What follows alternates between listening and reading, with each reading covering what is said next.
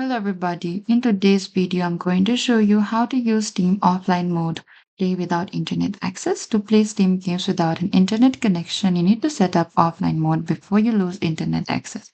So firstly, you need to open your Steam. Next is you need to connect your computer to the internet and open the Steam. Make sure you're logged into your Steam account. Next, what you can do is you need to launch each game that you want to play at least once a while. So over here, what you can do is you can go in the Steam and find any of the game that you would like to play and click onto the game. And after that, select this play game here. And this lets Steam verify ownership and download any required files. And you can close the game.